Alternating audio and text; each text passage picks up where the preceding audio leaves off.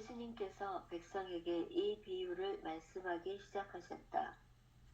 어떤 사람이 포도밭을 일구어 소작인들에게 내주고 오랫동안 멀리 떠나 있었다. 포도철이 되자 그는 소작인들에게 종 하나를 보내어 포도밭 소출에서 얼마를 내놓으라고 하였다. 그런데 소작인들은 그를 맺으라고서는 빈손으로 돌려보냈다. 주인이 또 다른 종을 보냈지만 그들은 그 종도 맺으라고 모욕하고 나서 빈손으로 돌려보냈다. 그리고 또 세 번째 종을 보냈더니 그들은 그 종도 상처를 입히고 내쫓아 버렸다. 그래서 포도밭 주인은 어떻게 할까? 사랑하는 내 아들을 보내야겠다. 내 아들이야 존중해 주겠지 하고 말하였다. 그러나 수작인들은 그 아들을 보자 저자가 상속자다. 저자를 죽여버리자. 그러면 이 상속재산이 우리 차지가 될 것이다. 하고 서로 의논하면서 그를 포도밭 밖으로 던져 죽여버렸다. 그러니 포도밭 주인은 그들을 어떻게 하겠느냐. 그는 돌아와 그 소작인들을 없애버리고 포도밭을 다른 이들에게 줄 것이다. 사람들이 이 말씀을 듣고 그런 일은 있을 수 없습니다 하고 말하였다. 그러자 예수님께서 그들을 똑바로 보시며 말씀하셨다. 그러면 이렇게 기록된 말씀은 무슨 뜻이냐? 집 짓는 이들이 내버린 돌, 그 돌이 모퉁이의 머릿돌이 되었네. 그 돌 위에 떨어지는 자는 누구나 부서지고 그 돌에 맞는 자는 누구나 으스러질 것이다. 율법 학자들과 수석 사제들은 예수님께서 자기들을 두고 이 비유를 말씀하신 것을 알아차리고 당장 예수님께 손을 대려고 하였으나 백성이 두려웠다. 그래요. 루카복음 20장 9절에서 19절에 나오는 말씀은 악한 포도원 농부의 비유라고 말씀하는 건데, 전체적인 흐름에서 보면은 예수님의 공생할 마지막 주간인 순환 주간의 긴장감을 최고조로 달했을 때 선포된 말씀이죠. 예루살렘 성전이라고 하는 구체적인 시공간에서 제기된 예수님의 권위에 대한 도전이 루카복음 20장 1절에서 8절에 대한 응답으로 주어진 비유다, 이렇게 볼 수 있어요. 그러니까 표면적으로는 이스라엘 종교 지도자들의 배척 그리고 구속사적 심판을 다루고 있습니다. 그렇지만 이 복음은 현대인, 지금 오늘 여기를 살고 있는 우리들의 영성과 심층 심리학, 그러니까 지금 여기에 하느님의 현존이라는 주제로 볼 때 이 비유는 단순히 과거 역사적인 사건이 아니고 지금 여기서 우리의 인간 내면의 에고와 참자 그리고 매 순간 다가오는 하느님의 부르심에 대한 응답이다 라고 보고 이 복음을 함께 읽어볼 수 있었으면 좋겠어요. 전통적인 주제로서는 이 악한 포도원 주인에 대한 얘기는 실제로 구속사적인 구약 신약 종말 위에서 배치되는데 주력해 왔지만, 토마스 머튼 또는 헬리나 우엔 또는 리차르드 로와 같은 현대 영성가들은 이렇게 봅니다. 형세 지금 성서가 쓰여진 이 포도나무의 비유는 과거의 사건을 설명하는 도구가 아니라 현재 지금 여기 살아있는 하느님의 의식을 깨우는 충격 요법으로서 보아야 한다, 이렇게 보는 거예요. 이거 과거 사건이 아니다. 따라서 이 보고서는, 이 복음은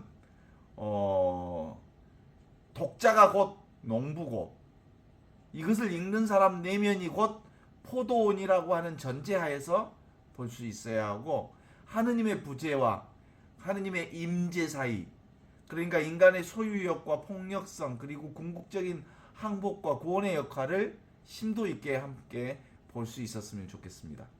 먼저 제 9절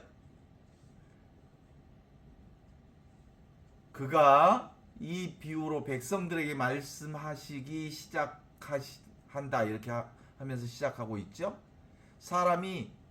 한 사람이 포도원을 만들어서 농부들에게 새로 내어주고 타국으로 가서 오래 살았다. 이게 이제 9절의 얘기인데요. 이 구절에서 예수님은 하느님을 포도원을 만들어 농부에게 새로 주고 떠난 한 사람으로 묘사하고 있죠. 여기서 포도원은 구약성경 특별히 이사야서 5장에 나오는 포도원의 노래를 상기시키지만 예수님은 이를 새로운 차원으로 변주합니다. 그러니까 실존적인 관점에서 이 포도원은 하느님이 각 개인에게 허락하신 삶 그 자체가 포도원이죠. 그러니까 우리가 숨쉬고 활동하고 있는 지금 여기 이 순간 우리가 살고 있는 이 시공간의 장소가 바로 포도원이다 보고 이 복음을 읽어낼 수 있었으면 좋겠어요. 주인이 타국으로 가서 오래 살았더라 라고 하는 서술은 하느님이 인간에게 자유의지를 부여하기 위해서 당신의 압도적인 현존을 감추시는 신적 겸손 혹은 침묵을 상징합니다. 하느님은 보여요, 안 보여요? 안 보이죠? 잡을 수 없지요? 경험할 수 없지요? 맛볼 수 없지요?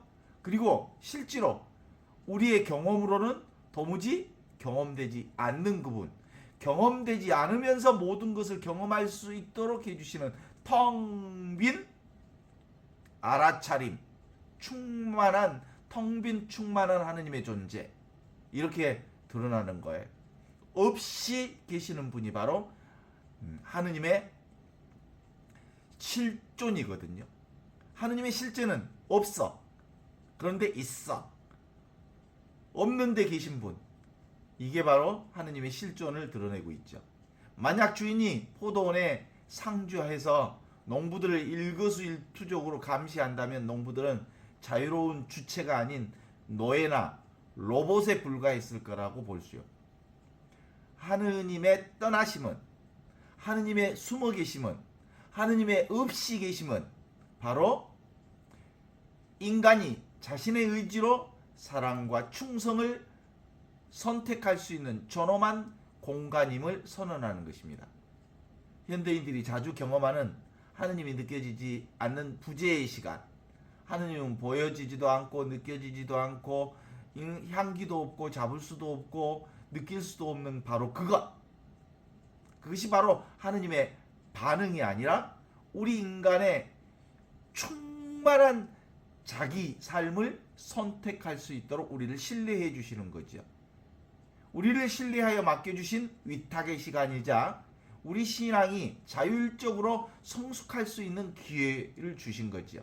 바로 지금 여기는 하느님이 계시지 않지만 하느님이 계신 곳이에요. 없이 계시는 분이 주인으로 계시는 거예요. 없는데 있는 분이 지금 우리와 함께 계시는, 그래서 지금 우리가 경험하는 이 놀라운 하늘꽃, 하늘 세상, 이 물질적 세상, 우리가 경험하는 세상은 보이지 않는 하느님이 보이는 것들을 통해서 온갖 세상에 하느님 나라를 보여주시는 하늘꽃 세상이라고 말할 수 있죠. 보이지 않는 주인의 뜻을 헤아려 성실히 경작해야 할 때의 상황을 전제하고 있는 거죠. 어떻습니까? 그러니까 우리가 살고 있는 건 주인이 누구야? 하느님이 주인이잖아. 우리는 하느님이 주신 것을 완전히 위탁받아서 살고 있잖아요. 이것은 인간의 삶이 소유가 아닌 임대라고 하는 것을 명심하라라는 거예요. 그래서 소유로 살지 말고 존재로 살라라는 거죠. 소작제도는 부재지주와 소장농 사이의 계약관계를 전제합니다. 영성적으로는 우리는 생명의 주인이 아니라 관리자다, 청직이다, 이렇게 보는 겁니다. 그렇지만 주인의 부재가 길어지자 농부는, 그때 농부가 누구예요? 인간의 에고는, 자아라고 하는 자아의식은, 인간의 생각은 점차 위탁받은 것을 자신의 소유로 착각하기 시작합니다. 그것이 우리의 현실이죠. 다 지 건 줄 알아. 몸뚱아리도 지 것, 그리고 자기가 가지고 있는 재능도 지 것, 자기가 가지고 있는 돈도 자기 것, 내가 숨쉬고 내가 말하고 내가 움직이고 내가 모든 것을 다 한다고 생각하는 착각, 바로 거기서 나오는 거죠. 이 에고의식, 분별의식, 자아의식은 자기 정체성을 소유와 통제, 권력에서 차지려 할 때 발생하는 근원적 영적 병리 현상으로 진단할 수 있어야 합니다.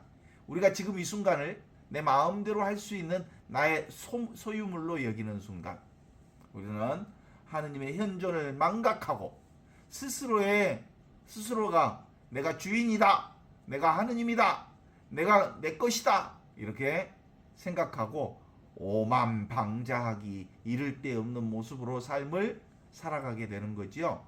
이것이 곧 죄의 기원이요, 타락의 인간 본성의 핵심인 자기 중심성입니다. 내 거야, 내 거, 내가 있어, 내가 해 그런 거죠. 때가 이름에 포도원 소출이 얼마를 바치게 하려고 한 종을 보냈더라, 이렇게 나오죠. 때가 이르러서 종을 보냅니다. 여기서 때는 단순히 크로노스, 물리적 시간의 흐름이 아니라 하느님의 뜻이 이루어져야 하는 결정적인 시간, 즉 카이로스, 하느님이 개입하는 시간을 얘기하죠. 역사적으로 볼 때 이 종들은 구원의 선지자들을 의미하죠. 그렇지만 지금 여기에 실존적 영성에서 보면 이 종은 우리 삶에 찾아오는 다양한 형태의 하느님의 부르심입니다. 그 하느님의 부르심은 어떻게 하느님이 우리를 부를까요? 내면의 양심, 그러니까 우리를 어떻게 부르냐면, 우리의 이기심이 하늘을 찌를 때 내 안에 있는 양심이 그 죄책감이나 도덕적 자각을 하게 하는 거죠. 이게 바로 하느님의 부르심입니다. 두 번째로 하느님의 부르심은 도움이 필요한 곳, 고통받는 이웃의 호소, 그것을 통해서 하느님은 그 도움받은 손길이 바로 도움이 필요한 그곳이 하느님의 부르심이다. 약한 사람들, 힘든 사람들, 어려운 사람들, 그리고 죄인들, 병자들, 고통받는 사람들은 바로 하느님의 부르심의 목소리가 있는 곳이지요. 세 번째로 하느님의 부르심은 인간의 삶 가운데서 실패를 통해서 부르십니다.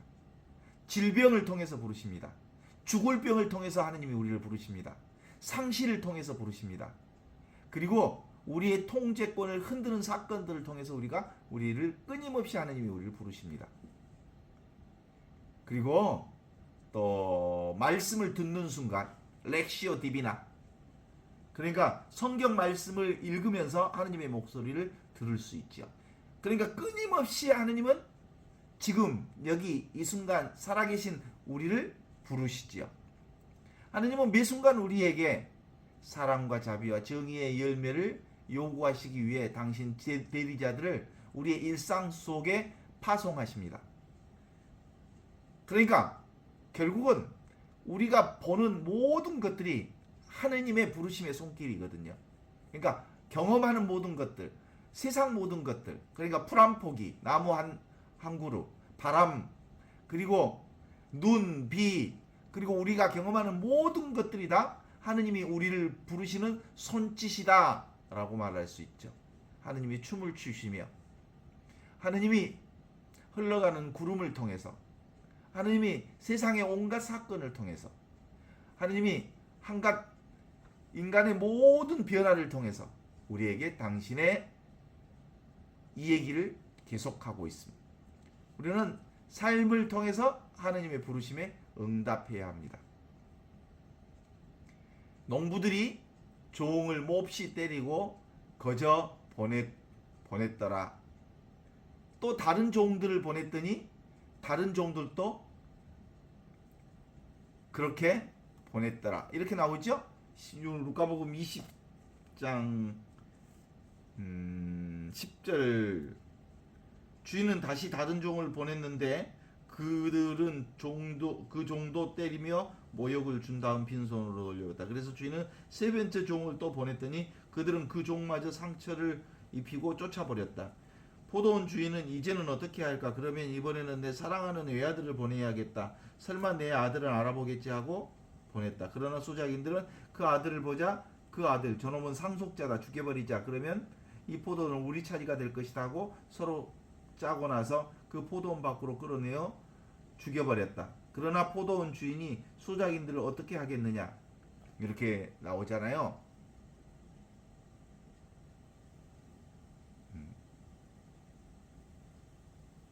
인간의 욕망은 타인을 모방해서 이 과정에서 주체와 모델 사이에 경쟁과 갈등을 발등시킵니다. 그래서 농부들은 포도원을 자신의 욕망 충족의 수단으로 삼아버립니다. 주인의 권리를 주장하는 종들은 그들의 욕망 실현을 방해하는 장애물들이 생기자 경쟁자로 인식하게 됩니다. 그리고 에고는 삶의 통제권을 하느님께 내어드리는 것을 죽기보다 싫어합니다. 내 시간, 내 것, 내 것, 내 것, 내 돈, 내 돈, 내 돈, 내 돈, 내 계획, 내 계획, 내 생각, 내 생각, 내 의지, 내 의지 라고 하는 자신의 소유욕이 강하면 강할수록 하느님의 뜻을 묻는 순간들을 제거해야 할 적으로 간주해버립니다. 그리고 자기 생각과 다른 모든 것들을 적으로 간주해서 다 퇴출해버리고 죽여버립니다.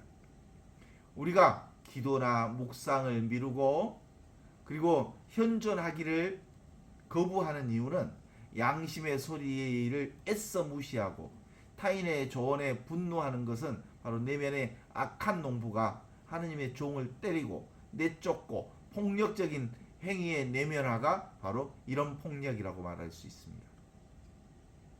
이 폭력은 예불을 향하기 전에 먼저 내면에서 하느님의 목소리를 살해하는 것으로 시작합니다. 그죠? 내 것, 내 것, 내가 해, 내 의지, 내 생각, 내 뜻. 그것이 바로 하느님께서 보내신 종들을 전부 죽여버리는 거지. 주인은 한 번의 거절과 폭력에 즉각적인 군사 보복으로 대응하지 않고 두 번째, 세 번째, 네 번째, 다섯 번째 끝끝내 종들을 보내면서 마지막에는 당신의 애아들까지 보냅니다. 이는 인간의 완악함보다는 하느님의 인내하심이 얼마나 크다는 것을 보여주고 있는 메시지라고 볼 수 있죠. 하느님의 현존은 우리가 거부한다고 해서 사라지는 게 아니라 끊임없이 다른 모습으로 때로는 더 악하고 호소력 짙은 모습으로 우리의 문을 두드립니다. 회개라고 하는 건 반복되는 하느님의 노크 소리를 듣고 문을 여는 것입니다. 계속해서 하느님은 우리에게 지금 여기 이 순간 이렇게 살아있는 그리스도와 함께 살 수 있도록 현존할 수 있도록 우리에게 자비의 손길을 보내주시죠. 포도원 주인이 이르되 어찌할까 내 사랑하는 아들을 보내면 그들이 혹은 내 사랑하는 아들은 존대하리라 하였더니 이렇게 나오죠. 이 비유의 절정이 하느님의 마음이 가장 극명하게 드러나는 대목입니다. 전능하신 주인이 어떻게 할까? 이는 하느님이 대책이 없어서가 아니라 인간의 자유의지를 훼손하지 않으면서도 그들을 폭력의 악순환에서 구원하기 위해 겪는 사랑의 고뇌를 표현하고 있다고 볼 수 있지요. 하느님은 힘으로 제압하는 군주가 아니라 상처 입을 가능성을 감수하면서 다가오는 사랑하는 연인과 같은 신분이십니다. 주인은 마지막 수단으로 당신의 애아들을 보낸다고 말합니다. 이는 예수 그리스도의 성육신을 얘기하는 거죠. 아들은 종과 다릅니다. 아들은 주인의 본질을 공유하는 존재입니다. 그 아들은 현존하는 자입니다. 지금 여기서 그리스도와 함께 그리스도 안에서 그리스도를 통하여 성령과 하나 되어 전능하신 천주 성부와 온전히 하나인 자로 이 세상에 온 하느님의 외아들이십니다. 그 외아들이 사실은 나지요, 나. 내가 바로 하느님의 애아들로 왔는데 내가 나를 알아보지 못하는 겁니다. 하느님은 더 이상 대리자, 율법, 예언자, 양심을 보내지 않고 당신 자신을, 당신의 가장 소중한 존재를 우리 역사 속에 보내어 지금 여기로 보내셨습니다. 내가 바로 그 지금 여기 현존하는 그리스도와 함께 있으면서도 그 그리스도를, 현존을 알아보지 못하고 자꾸 내 생각, 내 욕심, 내 뜻, 내 의지, 내 분별 의식으로 사는 그 가운데서도 하느님은 늘 지금 여기 이 순간 현존을 놓치지 않으십니다. 이는 하느님의 현존이 추상적인 관념이나 도덕적 명령이 아니라 구체적인 인격으로 우리에게 다가옴을 얘기합니다. 그러니까 예수 그리스도는 하느님이 우리에게 건네시는 최후의 악수이자 가장 위험한 사랑의 모험이 바로 지금 여기 이 순간 현존으로 드러나 있습니다. 주인은 그들이 혹은 그는 존대하리라 라고 기대하지요.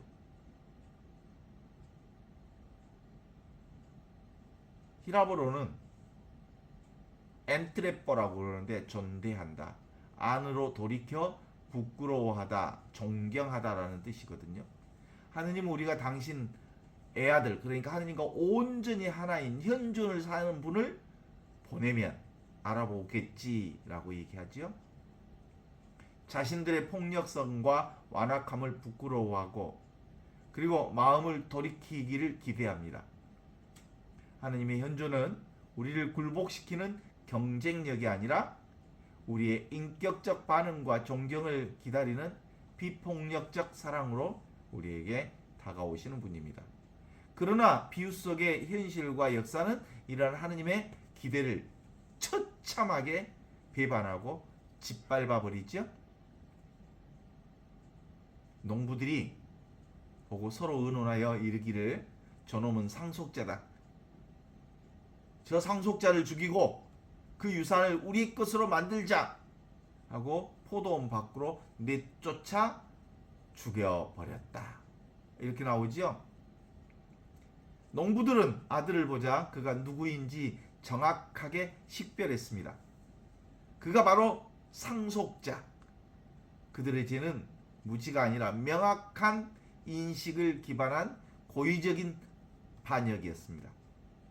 예수님이야말로 온전히 지금 여기 이 순간 하느님과 온전히 하나인 분이라는 걸 알았습니다. 그리고 현존하시는 유일한 분이라는 걸 알았습니다. 그래서 상속자니까 때려 죽여버리자 이런 거죠. 고대 근동 1세기 로마법, 유대법 관습에 따르면 토지 소유주가 사망하고 적법한 상속자가 없거나 실종될 경우 그 토지에 대한 점유권을 가진 소작인들이 선착순으로 소유권을 주장할 수 있는 법적 틈새가 있었습니다. 그래서 농부들은 주인이 멀리 타국에 있고 유일한 상속자인 아들만 제거해버리면 포도원을 자기의 합법적 소유로 만들 수 있다고 계산한 거죠. 이는 단순한 충동적 살인이 아니라 소유권을 쟁탈하기 위해 탈취하기 위한 치밀한 법적, 정치적 쿠데타였다라고 말할 수 있죠. 여기서 이건 바로 우리 내면 안에서의 영적 쿠데타지요. 신을 죽여버린 거죠. 영적 차원에서 이 논리는 현대 문명의 비극을 예견합니다. 우리가 잘 알고 있는 철학자 니체는 이렇게 얘기하잖아요. 신은 죽었다 라는 선언은 인간이 신이라고 하는 상속자를 제거하고 그 유산, 이성과 과학과 자유와 인권 등 그리스도교적인 가치만을 가로채 스스로 주인이 되려 시도했던 시도와 맞닿는 데 있습니다. 실제로는 신은 죽었다라는 말은 이미 인간들이 신을 죽여버렸다라는 뜻이거든요. 니체가 신은 죽었다라고 하는 선언은 인간들의 자기 욕심과 인간의 자기 중심성과 인간의 자기 생각과 인간의 자기 욕망이 하느님을 온전히 죽였다라고 하는 선언이죠. 우리는 하느님을 배제하면서 내 삶이 온전히 내 것이 될 거라고 더 자유로워질 거라고 착각해서 실제로 하느님을 죽여버린 거죠. 분별, 의식, 생각, 에고는 통제받지 않는 자율성을 구원이라고 믿습니다. 이를 위해 내면의 그리스도를 살해해버립니다. 생명의 근원을 제거해버립니다. 생명을 소유하겠다는 것은 존재론적인 모순입니다. 상속자를 죽인 농부들에게 남은 것은 소유권이 아니라 파멸뿐이죠. 그러니까 결국은 지금 여기 이 순간 살아있는 현존을 거부하는 순간 그는 뭐예요? 어떻게 사는 거야? 살아있어 육신은. 그런데 영적으로는 죽어있어. 그걸 살아있는 송장이라고 그러죠. 걸어다니는 송장이라고 그러지. 실제로 겉으로는 살아있는 것 같지만 그는 지금 여기 이 순간 살아있는 현존을 거부함으로써 그리스도를 거부함으로써 양심을 거부함으로써 생명을 거부함으로써 죽음의 삶을 살고 있는 것과 같은 거예요. 육신만 내 거다. 육신 죽음에 끝나는 인간들로 처분되는 거죠. 그래서 예수님은 실제로 예루살렘 성문 밖 골고타 언덕에서 십자가에 못 박혔다라고 하는 게 히브리서 13장 12절에 나오는 말씀으로 정확하게 정리해버립니다. 이는 거룩한 도성이라고 자부하는 종교 기득권층이 메시아를 부정한 존재, 체제 전복 세력으로 낙인을 찍어서 공동체 밖으로 축출했음을 보여주는 사건입니다. 우리 내면에서도 동일한 일이 일어나죠. 우리는 예수님의 말씀이 내 삶의 안락함, 사회적 지위, 경제적 이익으로부터 위험하다. 현존을 사는 건 실제로 현실적이지 못하다 라는 생각이 들기 때문에 수많은 자기 생각과 자기 계획과 자기의 그 의지력으로 자기 에고라고 하는 존재를 안정적으로 삶을 추구하기 위한 의지처를 구축하기 시작합니다. 그것이 바로 뭘로 가능하다고 보냐면 소유로 가능하다고 본 거지요. 그 말씀을 의식의 변두리로 삶의 성문 밖으로 내던져버립니다. 현실은 복음적 적용을 유보하는 행위, 그러니까 현존을 외면하는 행위, 가난하고 소외된 이들 속에 계신 예수님을 외면하는 행위, 지금 필요한 것, 지금 해야 될 일, 지금 이 순간 필요한 것들을 제껴버리는 일, 그것이 바로 예수님을 현존을 포도반 밖으로 내 던져버려 죽여버리는 행위와 같다 이 말입니다. 16절 보면 이렇게 나오죠. 주인은 돌아와서 그를 죽여버리고 포도원을 다른 사람에게 맡길 것이다. 사람들은 이 말을 듣고 어디 그럴 수 있겠습니까? 하고 말하였다. 그러나 예수께서는 그들을 똑바로 보시며 이렇게 말씀하셨다. 그러면 집 짓는 자들이 버린 돌이 모퉁이의 머릿돌이 되었다고 하신 성경 말씀이 무슨 뜻이냐? 그 돌은 위에 떨어진 사람은 누구나 산산조각이 날 것이며 그 돌에 깔리는 사람은 가루가 되고 말 것이다. 율법학자들과 대사제들은 예수님의 비유가 자신들을 두고 하신 말씀인 줄을 알고 그 자리에서 예수를 잡으려 했으나 사람들이 무서워서 손을 대지 못하였다. 이렇게 나오잖아요.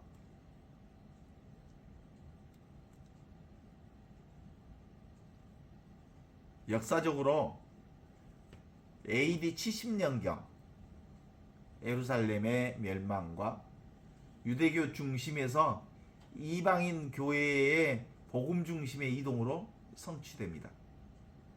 그러니까 영적으로 이는 은혜의 촛대가 완전히 옮겨지는 거예요. 하느님의 현존과 축복은 고여있지 않고 그것을 감사함으로 받아들이고 열매를 맺는 자들, 그러니까 겸손한 마음의 소유자들에게로 하느님의 특권이 옮겨가는 거죠. 그동안 유대인들, 예루살렘 성전 중심으로 유대교 중심으로 있다가 이방교회 중심으로 그 중심축이 옮겨가고 있다는 것을 이 루카사가는 정확하게 표현하고 있는 거죠. 중심축이 옮겨간단 말이에요. 심판은 주인의 보복적 폭력이라기보다는 농부들이 자초한 필연적인 결과다. 이렇게 볼 수 있지 않겠습니까? 그런 것처럼 생명의 근원과 단절된 분별의식, 생각, 이 에고는 스스로 말라 죽을 수밖에 없다는 결과를 가져옵니다. 현재 영성가 토마스 머튼은 이를 거짓자의 죽음과 연결시킵니다. 하느님 없이 현존하지 않고 쌓아 올린 자기만의 생각과 자기만의 의지와 자기만의 소유로서 만들어진 정체성은 결국 허무하게 무너질 수밖에 없다는 것을 전제하는 거죠. 사람들이 이 말을 듣고 그렇게 되지 말지어다 이렇게 얘기하죠. 청중들, 주로 서기관이나 대제사장들은 이 결말을 듣고 그렇게 되지 않을 거다 라고 외치지요. 가장 강력한 부정과 거부를 나타내는 표현입니다. 그들은 직감적으로 이 비유가 자신을 겨냥하고 있음을 알았습니다. 자신들의 기득권이 박탈되고 파멸될 거라고 하는 예언을 본능적으로 거부합니다. 이 외침은 현대인의 내면 깊숙한 곳에 있는 두려움이기도 하지요.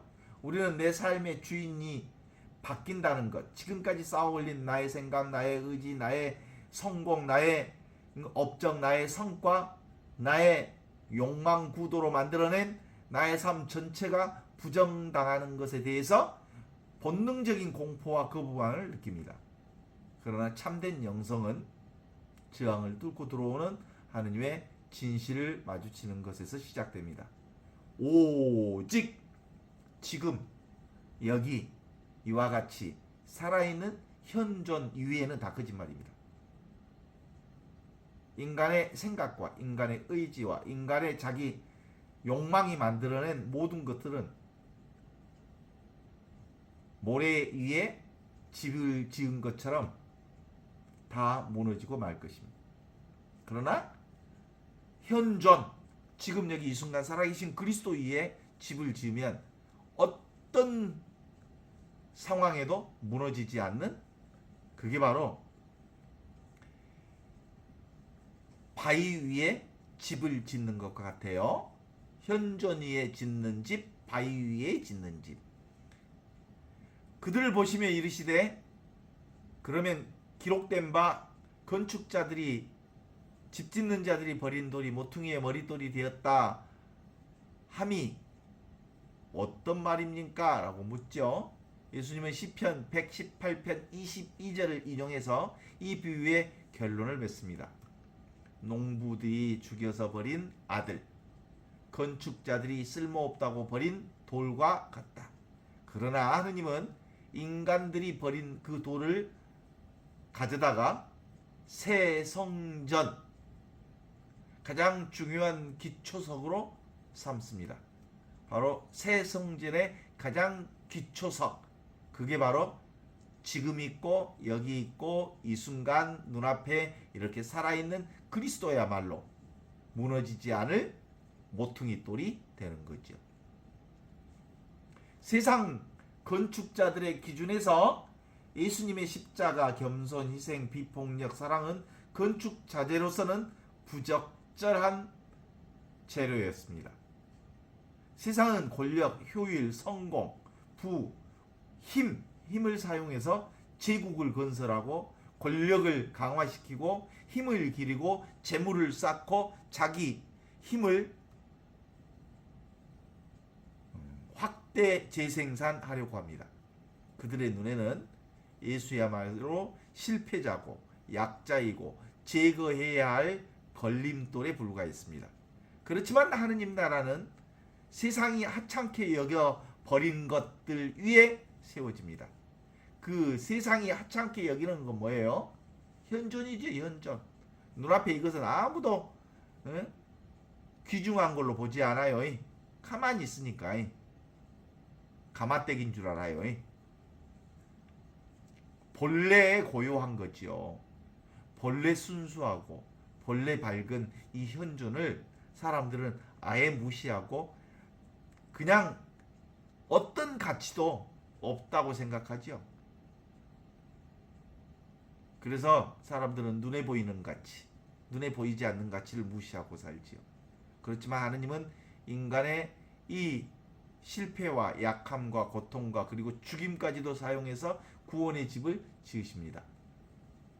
내면에 버려진 돌, 실존적으로 이는 우리 내면에 버려진 부분들에 대한 치유의 메시지이기도 합니다.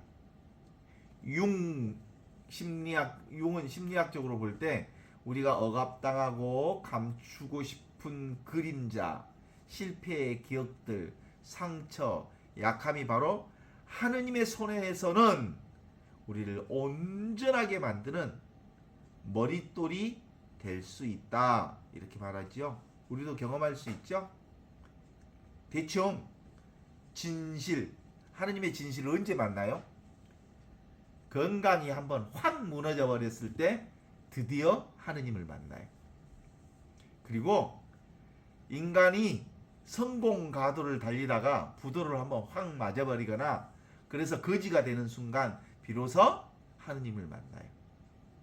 그리고 실패와 상처와 약함을 통해서 하느님은 당신 자신이 우리를 살려주고 계시다는 것을 드러내 보여주시죠.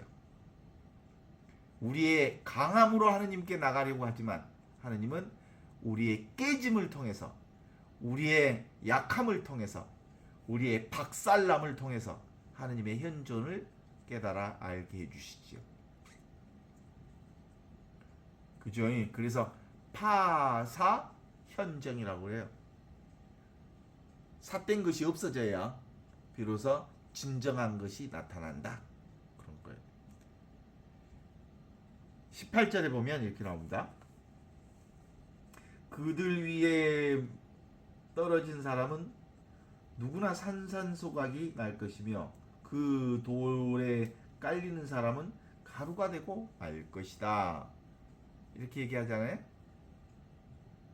이 구절은 예수 그리스도 모퉁이 돌과의 만남이 가져오는 두 가지 상반된 실존적인 결과를 보여주는 말씀이에요. 하나는 능동적으로 깨지게 하고 다른 하나는 수동적으로 박살 나게 하는 거죠. 보통 이 돌 위에 떨어지는 자는 깨어지겠고 구원을 향한 필수적 과정으로 묘사합니다. 그리스도의 돌 위에 스스로 떨어져 자신의 완고한 에고를 깨트리는 것이지요. 이것이 자발적인 회개, 자기 부인, 그리고 하느님께 대한 전적인 항복을 의미합니다. 단단한 씨앗이 깨져야 싹이 납니다. 옥합이 깨져야 향유가 흐르듯이 우리의 단단한 자아가 깨져야 그리스도라고 하는 반석 위에서 깨어질 때 비로소 참된 생명이 흘러나오고 그 참된 생명이 바로 하늘꽃을 피웁니다. 하늘꽃이 활짝 피어 있는 것을 알아차릴 수 있습니다. 토마스 머튼은 거짓자가 해체돼야 비로소 참자의 발견을 할 수 있다고 말합니다. 이건 대단히 아프지만 치유와 생명으로 가는 아주 유일한 길입니다. 반면에 이 그리스도의 돌이 사람 위에 떨어지면 끝까지 회개하지 않고 안과하게 버티는 자에게 닥칠 종말론적 심판을 의미한다고 볼 수 있죠. 다니엘서 2장에 뜨인 돌 의미를 연상시키는 그 표현은 하느님의 왕국이 도달할 때 그에 저항하는 모든 세상의 권력과 인간의 교만이 타작마당 겨와 같이 가루가 되어 흩어질 것임을 경고합니다.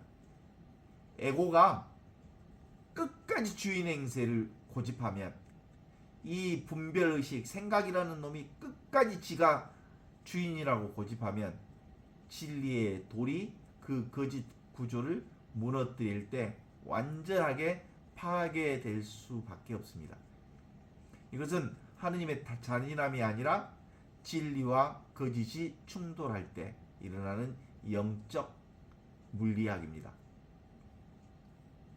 맞죠? 어둠은 결코 빛을 이길 수 없습니다. 이 누가복음 20장 9절에서 19절의 비유는 그렇습니다. 소유권입니다. 소유권. 농부는 포도원을 소유하려 하다가 생명을 잃어버렸습니다. 반면에 하느님 아버지와 온전히 일치하여 현존을 살았던 그리스도, 지금도 역시 현존을 사는 아들은 아버지의 뜻에 따라 자신을 내어줌으로써 머릿돌이 되었습니다. 복음은 우리에게 삶을 소유하지 말고 주인이 되신 하느님 안에서 삶을 즐겨라, 삶에 감사하라, 운명을 사랑하라, 메멘토 모리, 까르페 디엠, 아모르 파티. 까르페 디엠, 이 순간, 주어진 순간순간을 즐겨라. 하느님이 주신 선물이니까. 그리고 아모르 파티, 지금 내게 주어진 인생을 사랑하라. 메멘토 모리, 모든 건 순간순간 다 지나가는 무상한 것들이니까. 이렇게 우리를 초대하고 있습니다. 지금 여기 살아있는 하느님의 현존을 체험하는 비결은 내 것이야, 내 것 하고 움켜쥐는 것을 풀고 모든 것이 바로 하느님께로부터 온 선물이요, 은총이요, 축복이요, 하느님의 은혜요, 사랑이라고 하는 사실을 인정하면서 감사와 찬양의 태도를 가져야 합니다. 소유가 아니라 우리에게 잠시 맡겨진 청지기이자 여행자임을 우리가 고백해야 하지 않을 수 없는 거지요. 우리가 보는 모든 것은 하느님이 우리에게 주신 하늘 꽃들이지요. 얼마나 아름답습니까? 그러나 그것은 내가 딱 소유하는 순간 내가 그 소유에 붙잡혀서 결국 멸망하고 만다는 사실을 우리에게 제시해주고 있는 거죠. 그러니까 하느님의 종들은 특별한 종교적 체험 속에서만 있는 게 아니라 수학 때, 다시 말해서 일상생활 속에서 찾아옵니다. 우리 일상은 하느님이 열매를 요구하시는 거룩한 장소입니다. 직장 동료와의 갈등, 가정에서의 의무, 사회적 책임 등 모든 순간순간 찰나마다 하느님의 현존과 마주하는 자리가 바로 현존의 순간입니다. 이를 위해서 렉시오 디비나, 거룩한 독서, 거룩한 독서는 성경 읽는 거룩한 독서가 아니라 현존을 사는 게 바로 렉시오 디비나의 핵심입니다.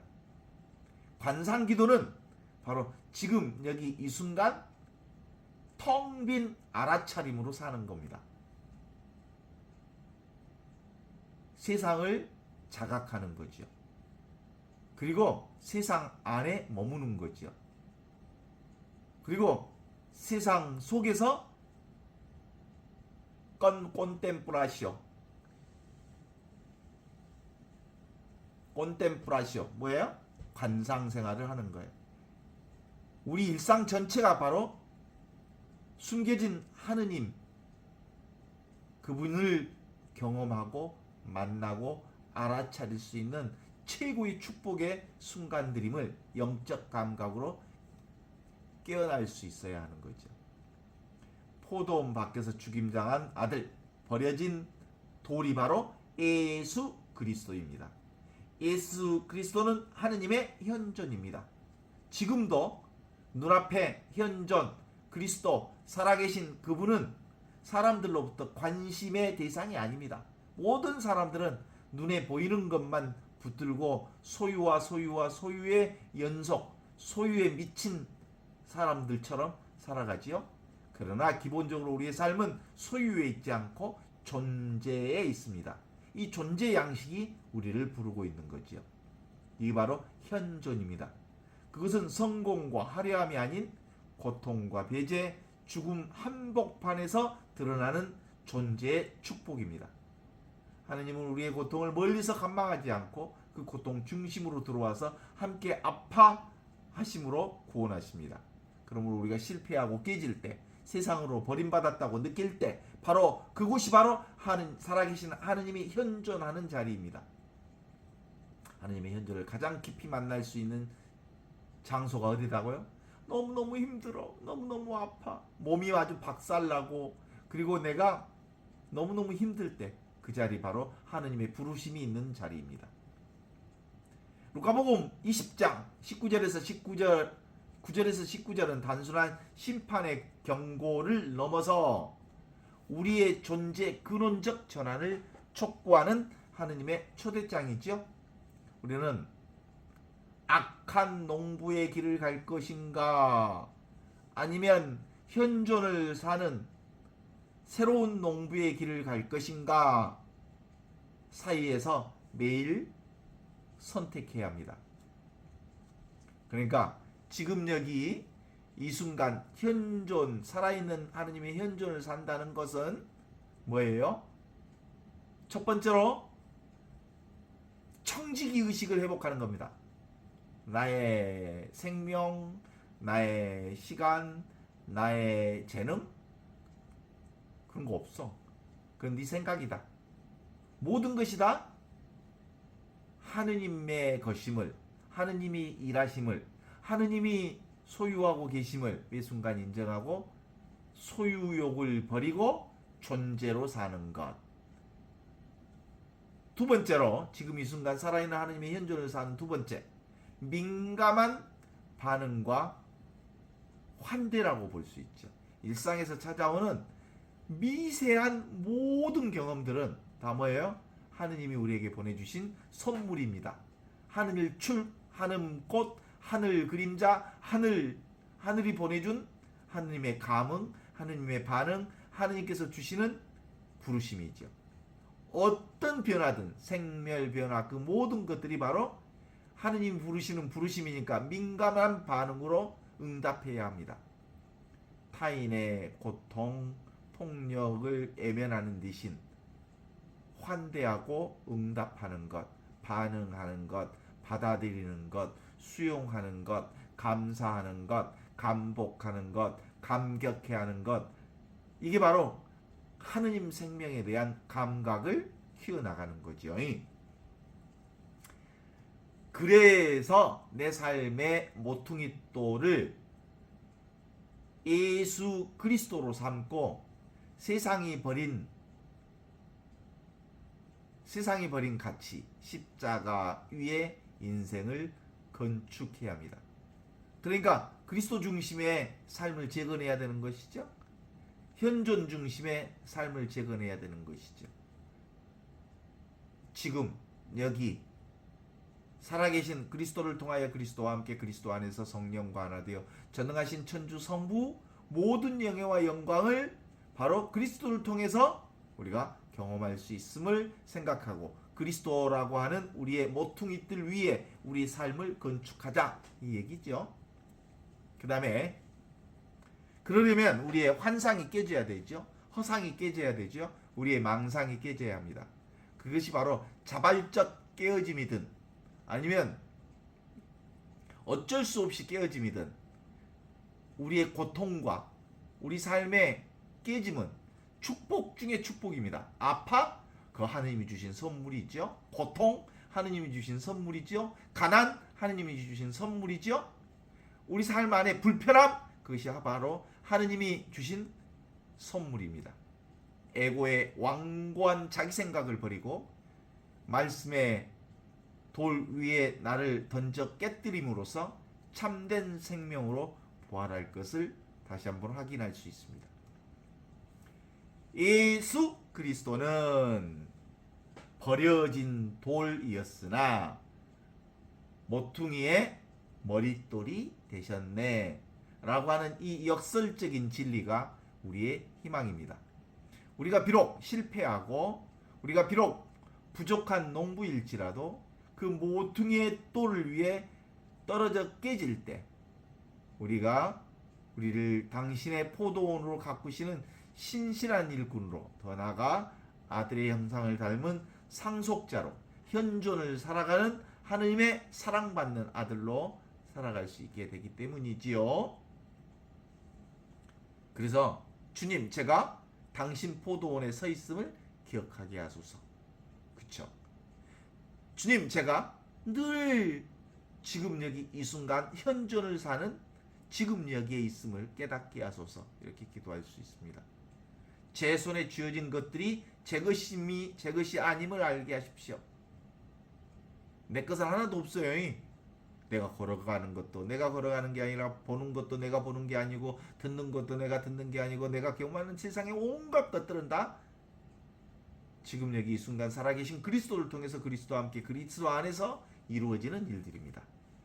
당신의 아들이 오실 때 기쁨으로 맞이할 수 있도록 나의 마음을 완고함을 나의 허상을 깨뜨려 주십시오. 그리하여 제 삶의 순간순간 찰나찰나마다 당신의 살아있는 현존을 드러내는 향기로운 제사로 살아갈 수 있도록 우리를 인도해 주십시오. 이렇게 기도할 수 있지 않겠습니까? 그쵸? 모든 것은 바로 지금 여기 이 순간 살아계신 현존을 사는 것입니다.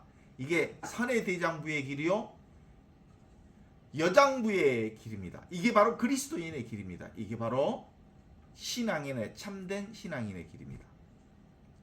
사람들이 버렸던 모퉁이의 돌이 이제 머릿돌이 되려는 아주 중요한 순간은 실제로 현존, 망망상, 방하차 우리의 생각만 딱 내려놓으면 근본적으로 하느님이 우리를 당신의 머릿돌로 현존하시는 당신의 머릿돌로 써 주실 것입니다. 오늘 여기까지.